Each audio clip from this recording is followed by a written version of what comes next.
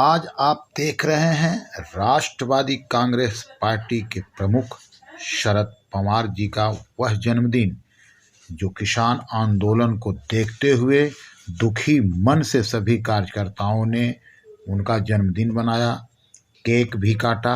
आप केक का भी दृश्य देख सकते हैं, लेकिन मैं आपको ये बताना चाह रहा हूँ कि किसान नेता शरद पवार का जन्मदिन जो मनाया गया, कहीं न कहीं किसान दिवस के रूप में मनाया गया। सबसे बड़ी बात शरद पवार जी का आदेश था और आप उसमें देख सकते हैं राष्ट्रवादी कांग्रेस पार्टी का विस्तार भी हुआ, तमाम लोग पदाधिकारी भी रहे। लेकिन आपको ये भी बता दूं क्या कुछ कहते हैं के शर्मा, नेशनल जनरल सेक्रेटरी राष्ट्रवादी कांग्रेस पार्टी। आइए हम सुनाते हैं, रूबरू कराते हैं जनरल सेक्रेटरी के शर्मा क्या कुछ कहते हैं इस जन्म दिवस को लेकर और किस प्रकार से मनाते हैं, क्या कुछ कहें। आइए। जब हम सब लोगों ने कहा कि सर हम लोग सब आपका जन्मदिन मनाना चाहते हैं, तो माननीय पवार साहब ने कहा कि ये जन्मदिन मनाने का वक्त नहीं है।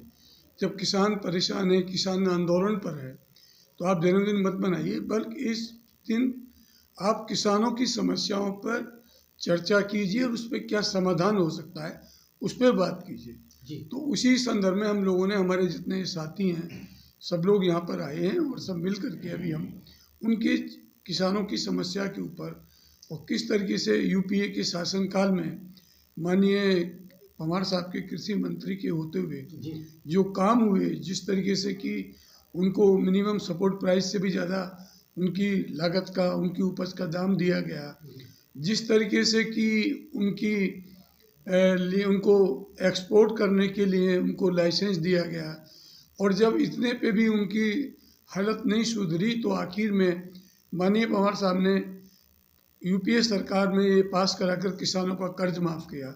ये अपने आप में वो चीज़ है कि जो हम लोग कर चुके हैं और जो मील का पत्थर है।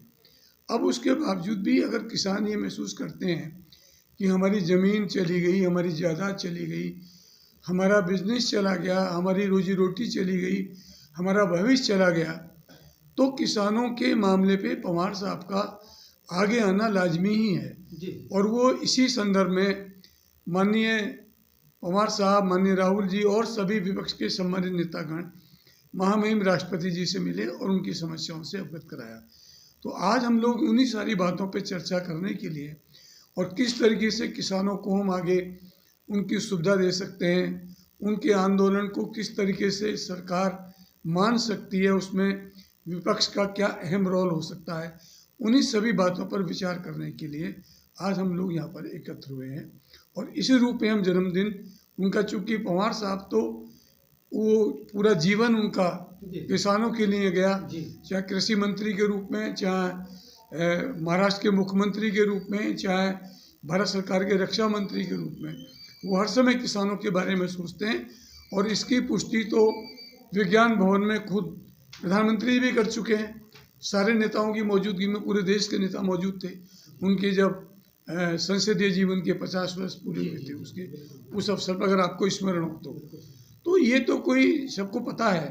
और हमें खुशी इस बात की है कि पवार साहब 24 घंटे किसानों के बारे में चिंतित हैं। और आज भी उन्होंने पूरे महाराष्ट्र में और पूरे देश में ये कहा कि भाई किसानों के बारे में आप सोचिए, उसके लिए समाधान सोचिए, जन्मदिन की कोई आवश्यकता नहीं। आज विपक्ष में कौन लोग हैं?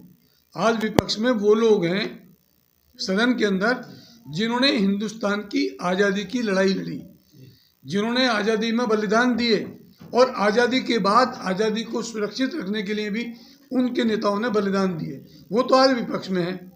और जिन लोगों ने अंग्रेज़ों का साथ दिया, अंग्रेज़ों की जासूसी की, अंग्रेज़ों के लिए मुखबरी की, वो आज सत्ता में हैं।